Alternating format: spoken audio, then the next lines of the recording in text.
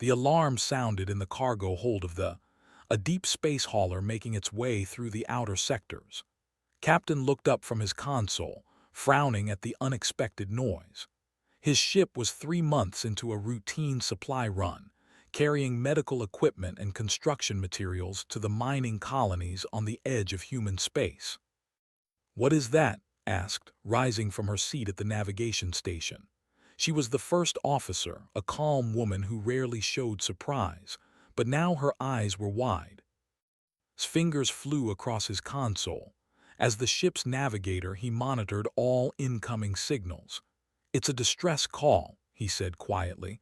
"Automated broadcast, coming from the red zone near the Theta Nebula." Stood up and walked to station.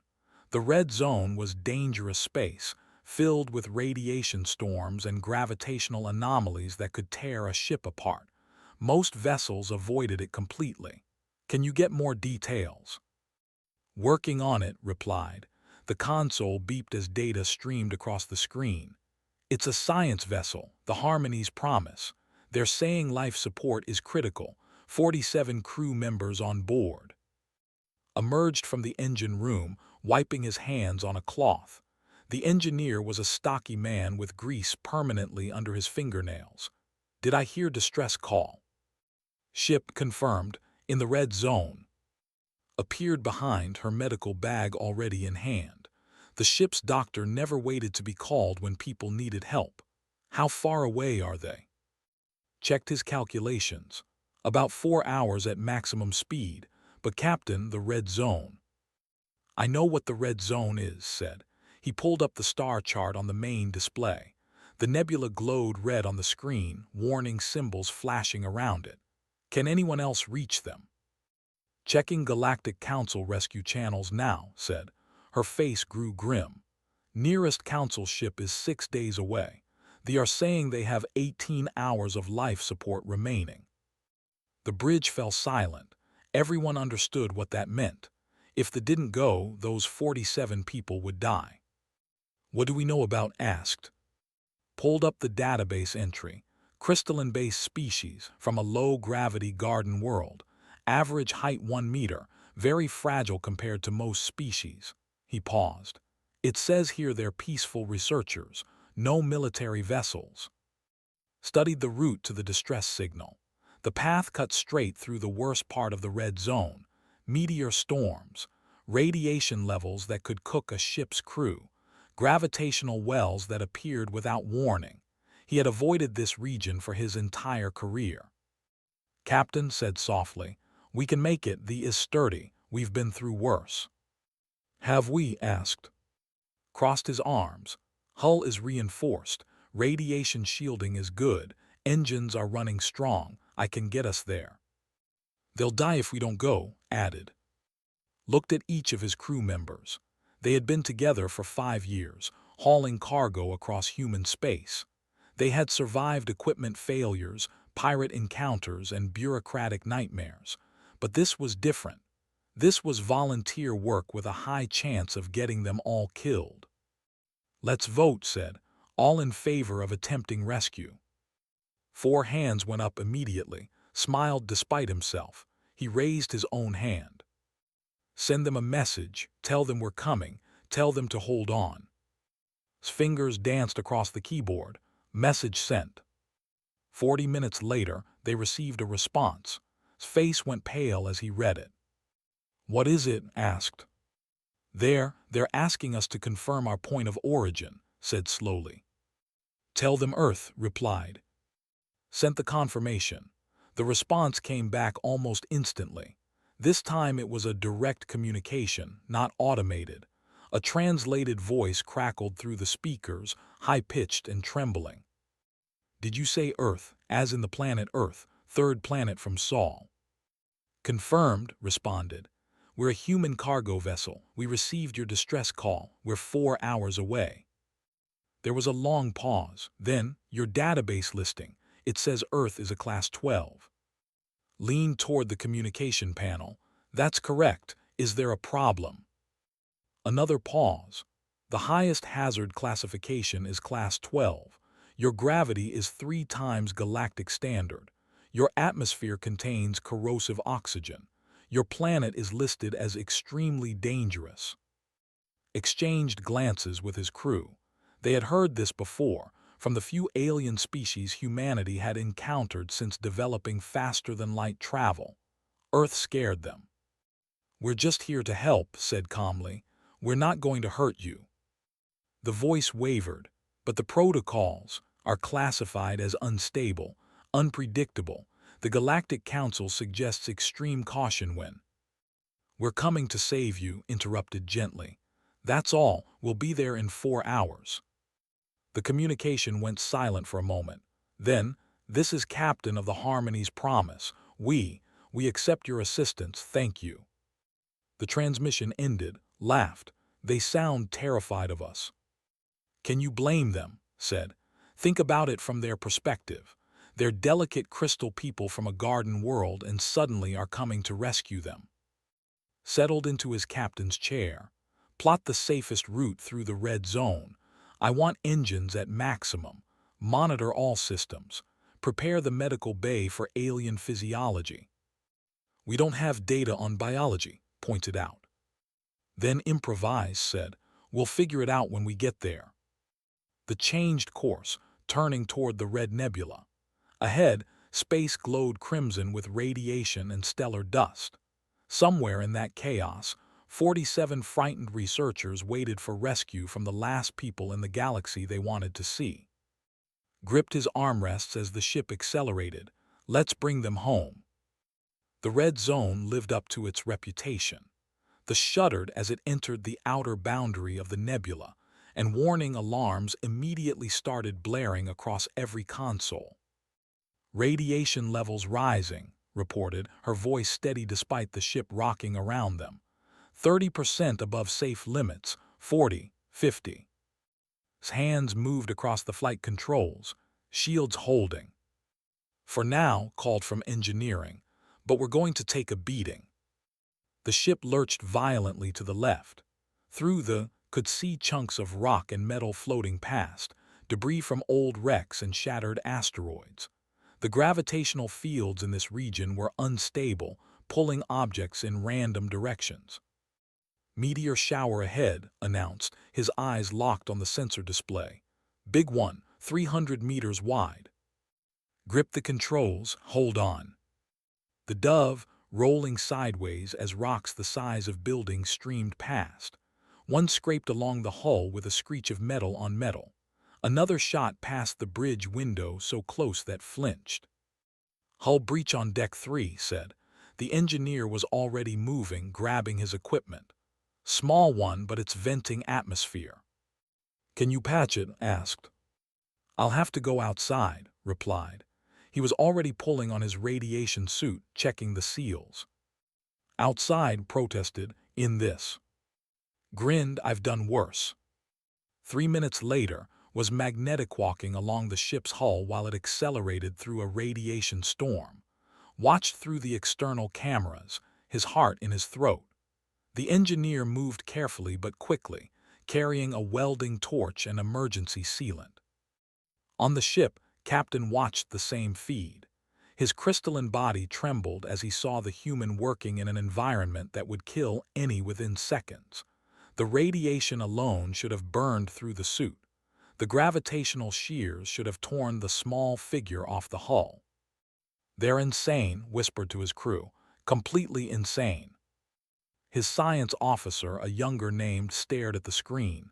"He's welding, in open space, while the ship is moving." The breach sealed, gave a thumbs up to the camera and climbed back inside. The whole repair took 12 minutes. "Breach sealed," reported cheerfully. "Hull integrity at 92%, we're good." Exhaled, "Nice work, get back to engineering, I have a feeling we're not done yet." The push deeper into the red zone. The ship groaned and shook constantly now. Radiation counters climbed higher. Warning lights flashed across every surface. "I'm reading 4 of acceleration," said calmly, working her console despite the crushing force pressing her into her seat. "Can you handle it?" asked. "Can you?" shot back with a slight smile. On the ship, felt his crystalline structure creaking just from watching. 4 times normal gravity. The humans were enduring 4 times their planet's already crushing gravity and still functioning normally. His own people would shatter under such force. Captain said quietly, "They're not slowing down. They're accelerating into the worst part of the storm." Watched as the human ship performed maneuvers that violated every safety protocol he knew. It dove through gravitational wells, used them to slingshot forward. It cut through radiation clouds that should have fried all electronics. It weaved between debris fields with impossible precision. "They're not being reckless," realized slowly. "This is normal for them." The journey that would have taken a galactic council ship 20 hours of careful navigation took the just under 4 hours of aggressive flying. When the human vessel finally appeared on the sensors, intact and functional, its entire crew stood in shocked silence. "They made it," whispered. "They actually made it." Brought thee alongside the damaged ship matching its slow tumble. "Prepare docking procedures, contact them, let them know we're here." Harmony's promise, this is the transmitted. "We're in position for docking, prepare to receive rescue team." His voice came through, shaking but grateful. "We see you. Docking port 7 is accessible. Thank you for coming. We didn't think anyone could make it through." "We're here now," said simply. "We'll get you out." The docking procedure was delicate work. The ship was spinning slowly from damage to its stabilizers. Matched the rotation perfectly, bringing the in gently until the airlocks connected with a soft clang. "Seal is good," confirmed, pressurizing the connection now. Stood up, grabbing an emergency kit. "You're with me. You have the bridge. Stay ready on engines in case we need to move fast." Picked up her medical bags, 2 of them, filled with supplies. "Ready." The airlock door opened with a hiss. Beyond it the corridor was dark, lit only by emergency lights. The air smelled strange, metallic and sharp. Stepped through first, his heavy boots clanging on the floor. The corridor was built for beings 1 meter tall, so he had to duck, followed close behind. Around the corner, they encountered their first. The being was small, barely reaching his waist. Its body was made of crystalline structures that caught the emergency lights and scattered them in rainbow patterns. It looked fragile, beautiful, and absolutely terrified. "Hello," said softly, raising his hands to show they were empty. "We're here to help." The backed away, its crystalline body making soft chiming sounds. Its large eyes were fixed on his face. Knelt down to be less intimidating. "We're medical and rescue. Can you take us to your injured?" More appeared, creeping cautiously down the corridor. They stared at the humans with obvious fear. Captain pushed through the group, standing as tall as his meter-high frame allowed. "Captain?" asked, his voice translator turning his chiming speech into words. "That's me," confirmed. "Where are your casualties?" Pointed down the corridor. "This way, but please understand, you're very large, very strong, we're fragile, if you could move carefully." Smiled gently and several gasped at the sight of her teeth. She realized her mistake and closed her mouth. "We'll be very careful, I promise." As they moved through the damaged ship and understood why they were afraid. These beings weren't just small. They were delicate in ways humans could barely comprehend. Their bodies could crack from a firm handshake. Their bones would snap under Earth gravity. And 12 of them were critically injured, their crystalline structures shattered and failing, waiting for help from the deadliest creatures they had ever met. The medical bay of the Harmony's Promise was a disaster. Equipment hung broken from the ceiling, sparking and dark. The 12 injured lay on specialized beds that looked more like cushioned platforms than anything recognized as medical furniture. She knelt beside the first patient, a young whose name was. Cracks ran through the being's crystalline arm like a shattered window. The fractures glowed faintly red, which guessed was bad. "What's the red glow?" asked who hovered nearby. "Internal energy leak," explained. When our crystalline matrix breaks, our bioenergy escapes. If too much leaks out, we die. Opened her medical scanner and ran it over his arm. The device beeped in confusion, unable to classify what it was seeing. Her equipment was designed for carbon-based life forms with blood and organs. Crystalline beings that ran on bioenergy were completely outside its programming. "I don't have the right tools for this," admitted quietly. His body chimed with distress. "But you're a doctor." "I'm a human doctor," said. "I've never even seen a before today. I don't know how your bodies work." For a moment, despair filled the room, then took a deep breath and looked at the injured with determination. "But I'll learn. Tell me everything about your biology, everything." For the next hour, explained physiology while took notes. Their bodies were living crystals that stored and channeled bioelectric energy. They didn't have hearts or lungs in the traditional sense. They absorbed nutrients through their surface and expelled waste as light. Injuries had to be repaired by realigning the crystalline matrix and sealing energy leaks.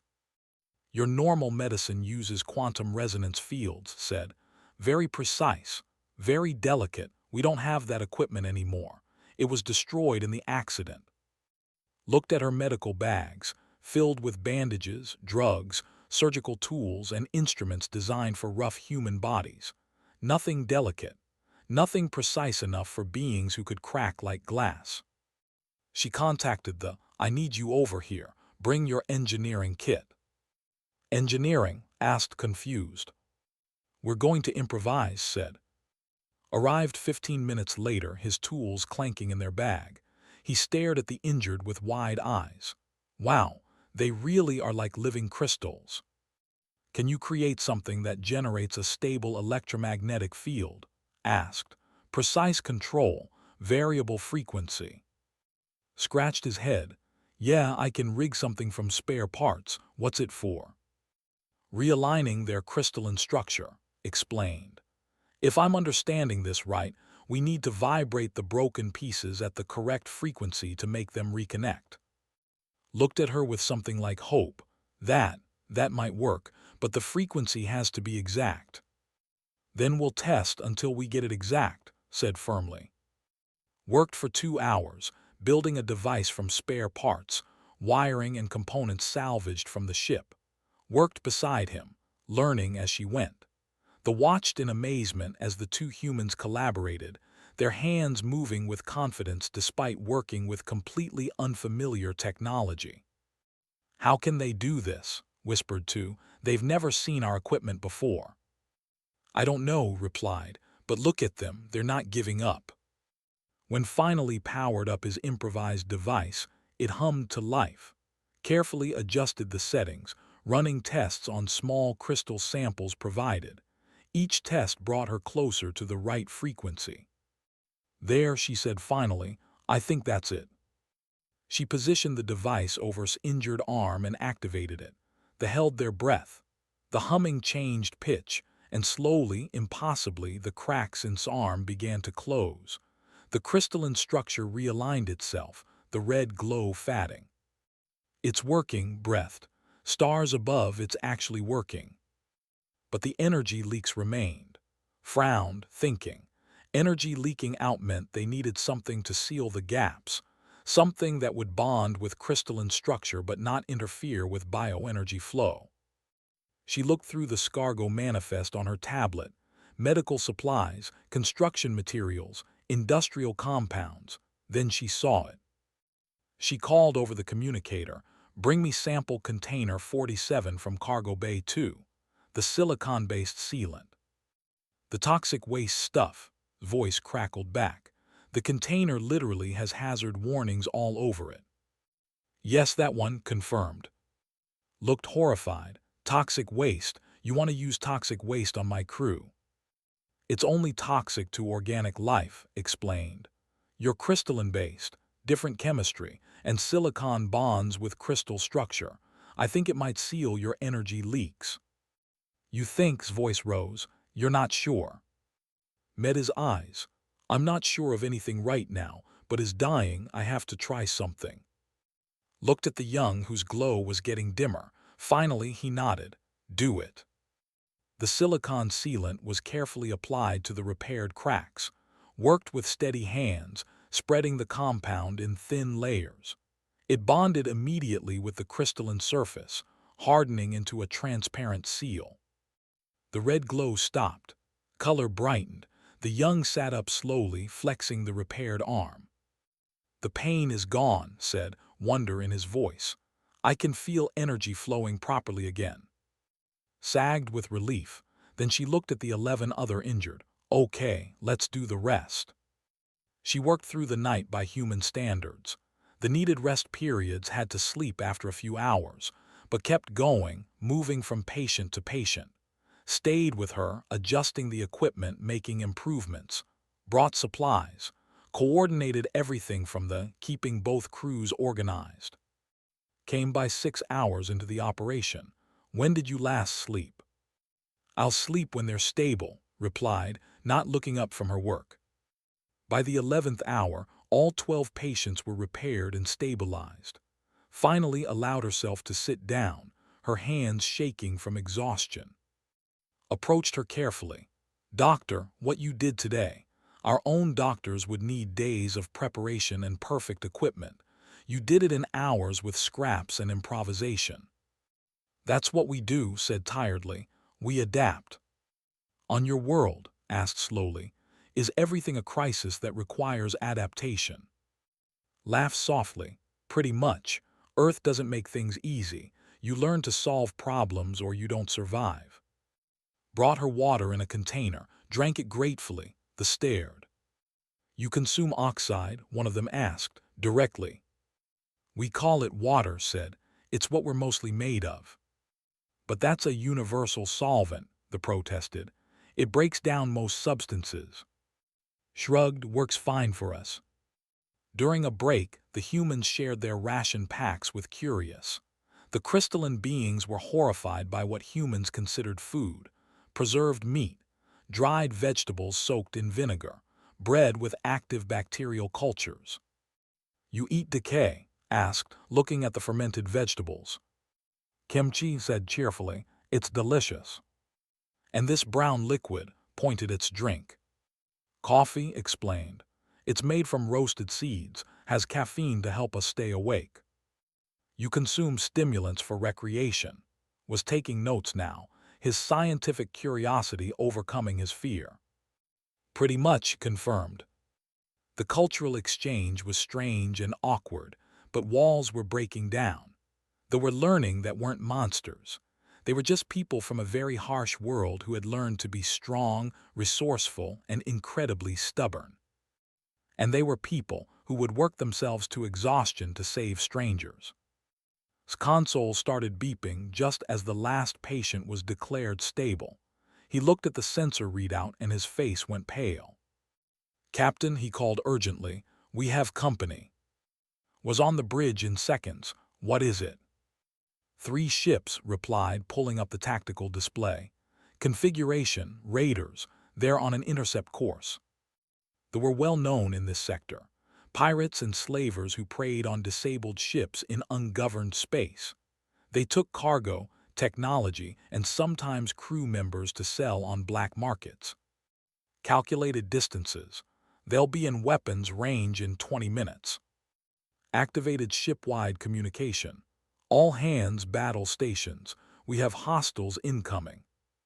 His voice came through from the ship. Captain, you should leave. Undock and escape while you can. Your ship is fast. You can make it out of the red zone before they catch you. And leave you? Asked. We're already dead, said quietly. Our ship is crippled.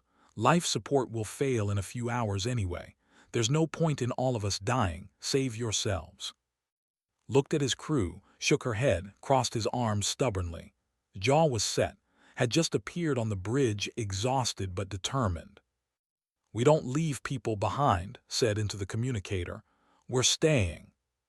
But that's illogical, protested. 5 lives are not worth. All lives are worth it, interrupted firmly.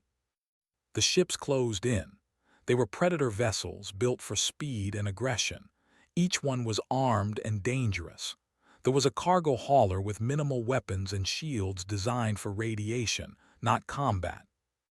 "This is going to be interesting," muttered from engineering. "Boss, I can give you maximum engine power, but our shields can't take much punishment." "Then we don't get hit," said. He positioned the between the ships and the helpless vessel. The lead ship opened communication. The translation came through garbled but clear enough.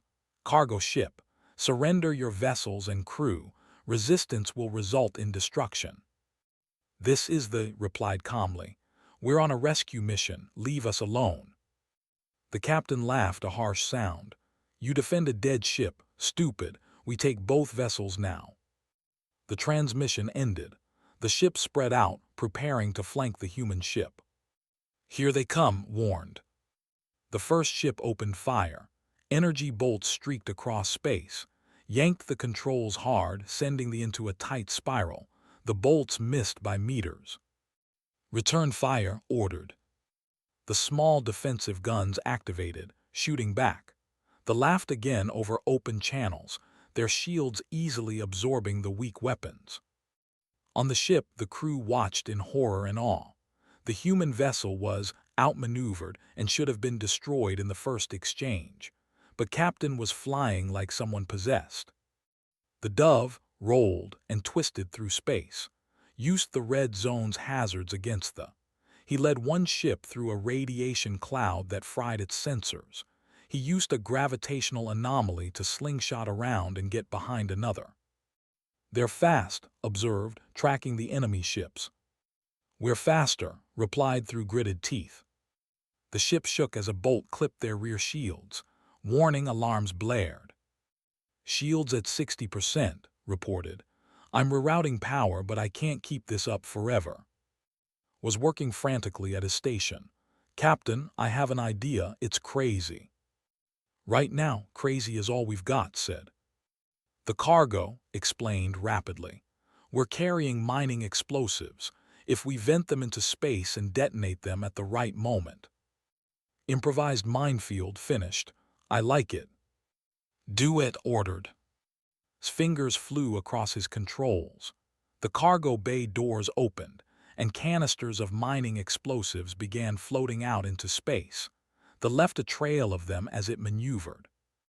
The second ship chased them right into the field, waited until the perfect moment, and triggered the detonation. Space lit up with explosions. The ship's shields flared and failed. The vessel went dark, spinning out of control. "One down," said with satisfaction. The other two ships became more cautious. They changed tactics, trying to box the in, kept moving, but space was only so large and they couldn't be left undefended. Called, "How's that electromagnetic pulse generator you built for the medical device?" Caught on immediately. Oh, I see what you're thinking. Give me 5 minutes." "You have 3, replied, dodging another volley of fire. Worked at emergency speed, repurposing the delicate medical equipment into a weapon. It went against every instinct he had as an engineer, but desperate times called for desperate measures.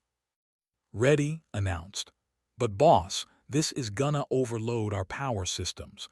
We'll be dead in space for at least 2 minutes after we fire it."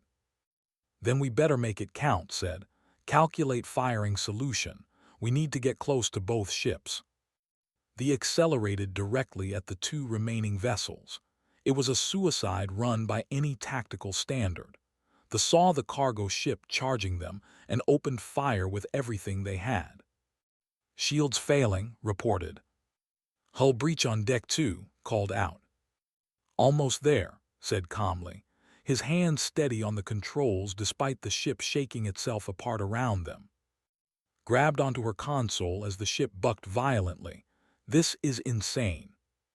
"Welcome to humanity," replied. At the last possible moment, fired the electromagnetic pulse. The wave of energy expanded outward, catching both ships. Their systems went dark. Their weapons fell silent. Their engines stopped. But so did this. Everything went black. Emergency lights flickered on after a moment, casting red shadows across the bridge. "Power's out," said unnecessarily. Rebooting now, this is gonna take time. They floated in silence, watching the ships on battery-powered sensors. The raiders were also dead in space, but their systems would reboot eventually too. It was a race against time. The third ship, the one that had been damaged by the minefield, had recovered enough to move. It limped toward the battlefield, weapons charging. "We're sitting ducks," said quietly. Then something unexpected happened. The third ship stopped. Its scanners swept over the battle damage, over the trail of destruction the human ship had left behind. A transmission came through on emergency channels. Warning broadcast, do not engage. The ship turned and fled, leaving its two companion vessels behind. Power started returning to the systems came back online one by one. By the time had full control again, the two disabled ships were floating helplessly and the third was gone. "Did they just run away?" asked in disbelief. "From us," added. His voice came through the communicator, shaking. "Captain, what you just did, that was, we watched you fight 3 warships with a cargo hauler, and win." Slumped in his chair, suddenly aware of how exhausted he was. "Yeah, well, we had motivation. We're still here because of you," continued. "All of us. You saved us twice now." "That's what we came here to do," replied simply. He looked at his crew, all of them battered and tired but alive. "Good work, everyone. Now let's get these ships secured and wait for proper rescue." In the silence that followed, they understood something fundamental. The humans hadn't just rescued them. The humans had protected them, fought for them, risked everything for strangers. Weren't monsters. They were something far more dangerous. They were protectors who wouldn't back down. The Galactic Council rescue fleet arrived 3 days later. By then, both ships had been repaired enough to limp to the nearest station. The Council vessels surrounded them, scanners running detailed analyses of the battle damage and the disabled ships still floating nearby. A large diplomatic cruiser docked with the Council investigators came aboard, their multiple species filling the small cargo ship's corridors. They were professional and polite, but clearly confused. The lead investigator was a species known for their logical minds and tall, thin bodies. She looked at the battle damage on them with obvious disbelief. "Captain," she said through her translator, "please explain how a civilian cargo vessel survived combat with 3 warships." Shrugged, "We fought back." The blinked her large eyes slowly. "Your vessel has minimal weapons. Your shields are designed for radiation protection, not combat. By all tactical analysis, you should have been destroyed in the first exchange." "Should have," agreed, "but we weren't." Pulled up the battle logs. "We used the environment. The red zone's hazards worked in our favor. We also improvised weapons from our cargo." The investigator reviewed the data, her expression growing more and more surprised. "You created a minefield from mining explosives. You weaponized a medical device into an electromagnetic pulse generator. You performed maneuvers that subjected your crew to forces that would hospitalize most species." "Standard emergency procedures," said simply. "There is nothing standard about this," the replied. She looked at him with something that might have been respect. "You're from Earth." "Yes," confirmed. The investigator made a note. "That explains much." On the ship, Captain was giving his own testimony. His report was detailed and emotional, praising the human crew repeatedly. The Council investigators listened with growing interest. "They came through a red zone," explained. "They performed repairs in conditions that should have killed them. They saved my crew with improvised medicine and equipment built from spare parts. Then they fought off raiders to protect us." "Why?" the investigator asked. "Why would they risk so much for an unknown species?" His crystalline body chimed softly. "I asked them that." Captain said, "Because you needed help," as if no other reason was necessary. The investigator was quiet for a moment. "And you were afraid of them initially, because they're—" Yes, admitted. We had heard the classifications. Class 12, stories about their violence and aggression. We were terrified. And now, looked through the window at where the human crew was making repairs. Now I understand. Yes, they're dangerous. Yes, they're incredibly strong and resilient. But they use that strength to protect, not to harm. They're the most dangerous beings I've ever met and also the kindest. The council investigations took 2 more days. During that time, they stayed as guests on the cultural exchange continued in small, awkward but warming moments. Taught Young about Earth's geography and history. They was fascinated and horrified in equal measure. Your planet has weather that can destroy cities, asked. Hurricanes, tornadoes, earthquakes, volcanoes listed. Yeah, Earth is pretty active. And you just live there, with all that danger. Smiled, where else would we go? It's our home. Showed the human entertainment. He played music for them, and they were amazed by the complexity and emotion in it. Then he made the mistake of showing them Earth sports. They voluntarily crash into each other. An engineer asked, watching a recording of rugby. For fun, confirmed cheerfully. Your species is insane, the engineer concluded. Shared star charts and navigation techniques. They were impressed by how humans mapped space, using mathematics and physics that were familiar but applied in aggressive, risk-taking ways. Spent time with the medical staff, teaching them what she had learned about their biology. The exchange went both ways and added medicine to her knowledge base. On your world, a doctor asked, do all doctors have to improvise like you did? All the time, replied.